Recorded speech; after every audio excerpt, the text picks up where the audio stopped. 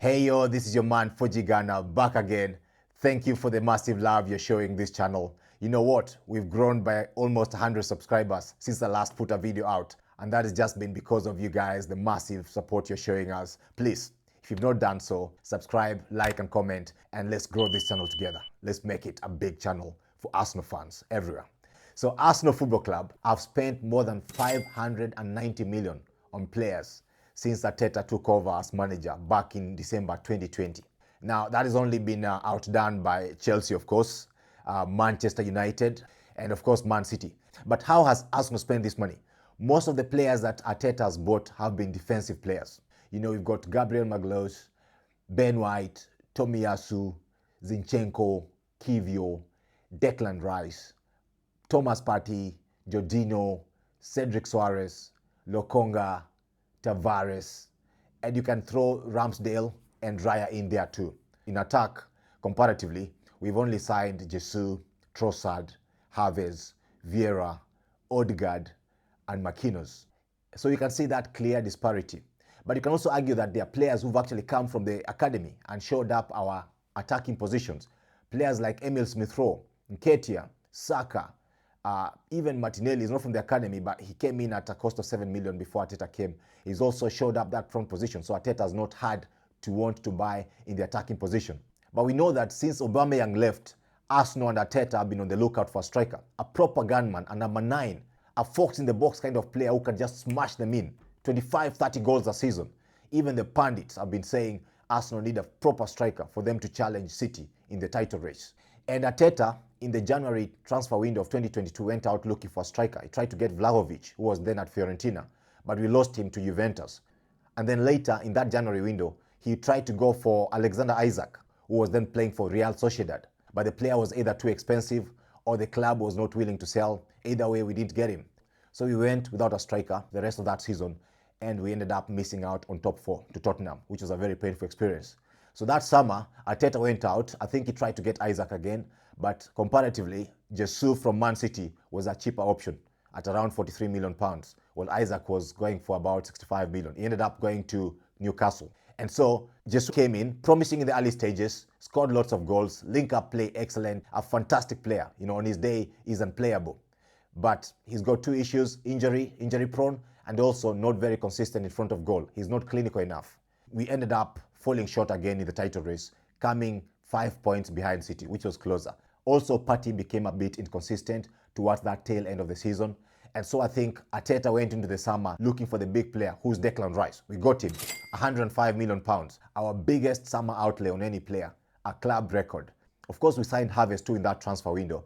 And in our eyes, he came in to cover Xhaka, who had just left. But he didn't have a good time as an attacking midfielder. So Arteta pulled a masterstroke and pushed him up to play in that number 9 position. And he has been an absolute revelation for us in that position because he's very strong, he's very good in the air, he's very good with his back towards goal, he's able to link up play, you know, coming from deep, link up play. He brings other players into the game and he scores goals and he assists other players too. And yet again, here we are in the summer and we are still looking for a number 9. We are still looking for a striker. Why so? Because we need someone who's more clinical. There are games we played this season where we could have won if we had a clinical striker up front. Games like Aston Villa at home. And so Arteta is out again looking for striker this summer window, and rightly so.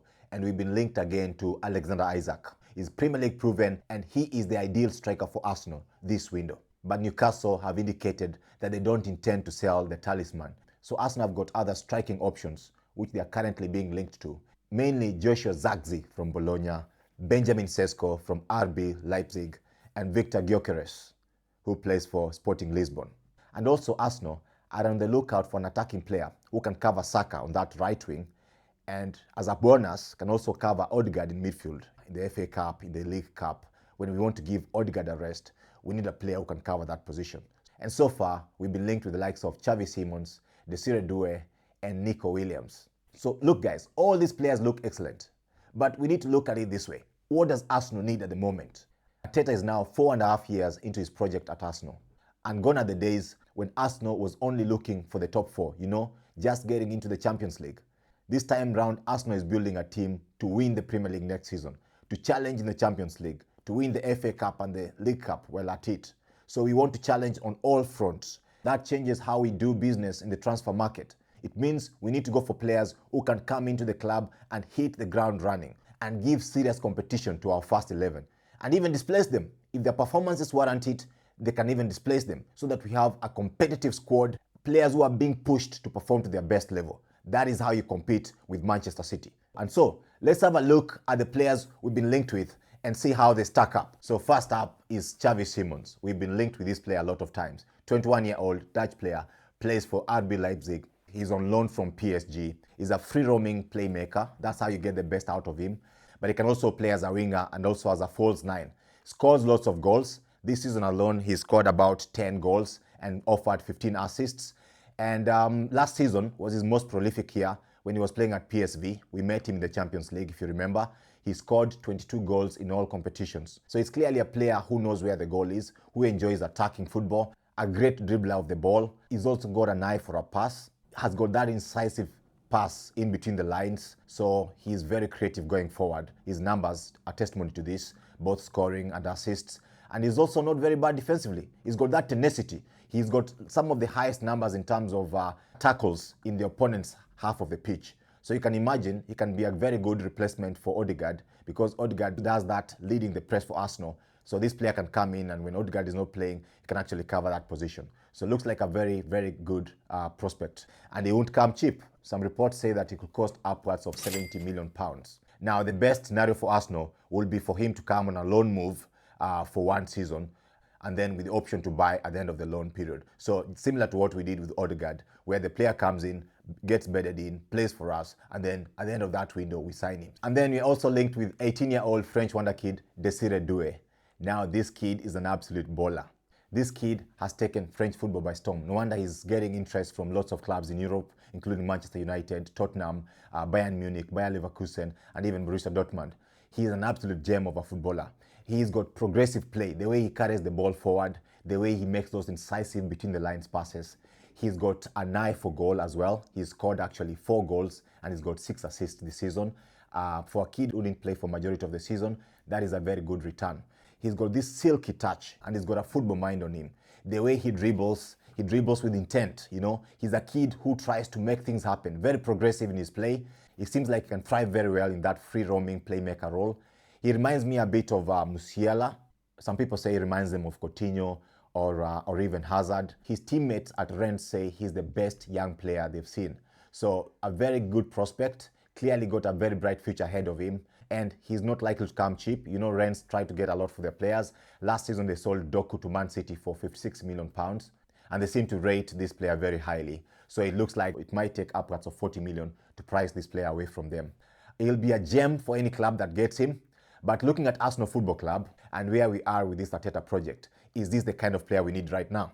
Another player that we've been linked with is Nico Williams, 21-year-old Spanish player who plays for Athletic Bilbao. This player is explosive. He's lightning quick. He's a very good dribbler of the ball. Reminds me of Dembele or Sadio Mane. He attempts up to 10 dribbles in 90 minutes. He's daring. He's relentless. Always keeps coming at his man. Even if he fails in the dribble, he keeps coming again.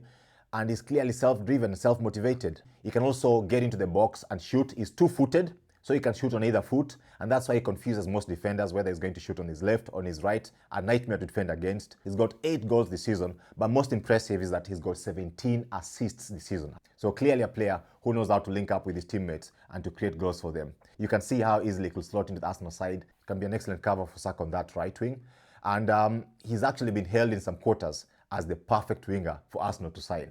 So Arsenal fans and analysts clearly have a liking for this player. And he seems to be the kind of player who will become a cult hero at Arsenal within a short time with the way he dribbles and with the way he's explosive in his game. Now, he won't come cheap, as we said, £51 million. And the other clubs interested in him, Barcelona, PSG. So this is one that Arsenal will need to move fast if they are to sign him.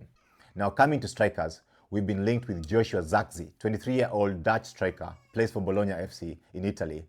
Scored 12 goals and assisted 7. Now this player looks like a real gem and a real talent. Very good passer of the ball, can see the pass. So he's not the kind of player you'll see hanging out in the box. He's the kind of player you'll see going into the midfield, very strong with his back towards goal, can beat his man and set up another player with a very incisive pass. So he's the kind of player who actually does the same role like what we see Havertz doing in the squad nowadays.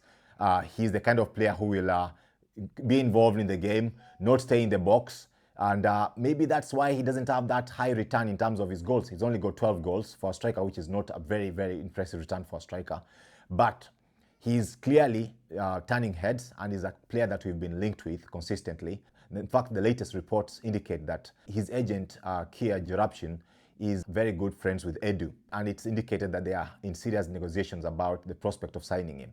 Now, he'll only cost about £35 million, which is relatively cheap compared to the other striking options that we've been linked with. And so, for that alone, I can see why he's being seriously linked with us, because he will allow us to have money to spend on other positions, for instance, signing Bruno Guimaraes from Newcastle. Now, Arsenal have also been linked with Benjamin Sesko, 20-year-old Slovenian striker who plays for RB Leipzig.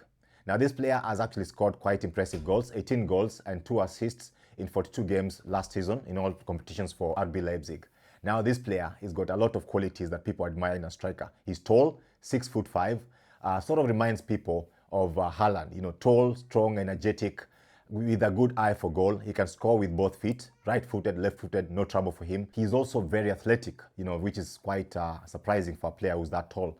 And he's also very quick, surprisingly so as well, because he's able to cover ground quickly. Doesn't stay in the box all the time. He likes to go into the midfield, can also drift wide and start from the right wing and sort of make these runs into the box, find a teammate or shoot by himself. Very good head of the ball, very good player overall. Been continually linked with big clubs in Europe. Right now he's being linked to Arsenal, to Manchester United. Clearly, he's a player that can improve any side that he walks into. So young player, still learning his trade, but with bags of potential and a lot of experience under his belt already for a 20-year-old. So he's the kind of player you'll expect to come into the club, not expect to get 90 minutes or be in the first 11 straight away. He'll be a perfect understudy for Havertz, and maybe if he proves himself to be more clinical and adapts very well to the Premier League, then he can take over as our main number 9. Now, lastly, we've been linked with Viktor Gyokeres. Now, this one is one that I'm really excited about. He's a proper number 9, a gunman, the kind of striker that Arsenal needs. He's scored 43 goals, 43 goals in 49 games for Sporting Lisbon this season. Now, Portugal is not a farmers' league, and that return is very impressive because we've had players come from Portugal into the Premier League and they fit in very well. He's very clinical. In fact, we can call him Mr. Clinical because he's got a conversion rate of 25%. Now, that is higher than Haaland or Mbappe. That's how good this guy is. He's a proper tenacious player. You know, he fights for his space. He takes on defenders, very strong on the ball. While his strengths are mainly in and around the box, he's clearly a player who can also be very technical. He's also a creative player. He's got 15 assists this season, which shows that he's able to link with his teammates and to impact how his teammates play, provide chances for them, and be a team player. So looking at all these players, personally, for the striker option, I would say don't sign Zirkzee. This player looks good, yes, on the eye, but I don't think he's the kind of player Arsenal Football Club needs at the moment, who can take us forward. For me, he looks like a Havertz with better touch, more silky on the ball. I don't see anything that this player will add to the Arsenal Football Club forward line that is different from what Havertz is doing right now in terms of link-up play. So I will say, don't sign Zirkzee, but by all means, go out and sign Gyokeres as our first choice. He won't come cheap by any means. It's going to be costing about £85 million from what has been quoted, but he's a player who will clearly make an impact straight away. Gunman, poof, scores them, puts them away, and Arsenal will be scoring goals for fun again. If not Gyokeres, if he becomes unavailable for some reason, or the money is too much, then we can get Sesko. But by all means, Gyokeres, get him, and make Arsenal Football Club have a fearsome attack once again. When it comes to attacking player and cover for SAKA, I would prefer if we sign Xavi Simons, very exciting player, can play that position really well. Attacking player, can cover Odegaard, can cover SAKA. But I have a feeling that he will not sign for Arsenal. I think he will go to Barcelona because that's where he started his footballing career. And you understand when players have come out of La Masia, they want to go back there. So I think in that case then, if we don't have him, then we can go out for Nico Williams, exciting, explosive player. I think it can be what Doue has been for Man City. The players who comes on in the second half when legs are tired and sort of provides that explosive punch, able to dribble, get into the opponent's box, cause chaos, and create chances, and even score goals. So for me, he will be an excellent addition for Arsenal Football Club. Please, Arteta, Edu, get the checkbook out, go get Nico Williams from Athletic Bilbao. Now, what about this French kid, Désiré Doué?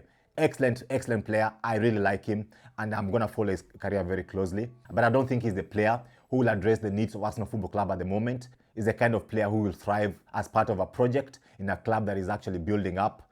The likes of Chelsea, Man U, Tottenham, they can have him because he needs time to grow, to adapt to the club and to start delivering. We don't have that kind of luxury as Arsenal Football Club. We are going for the title next season.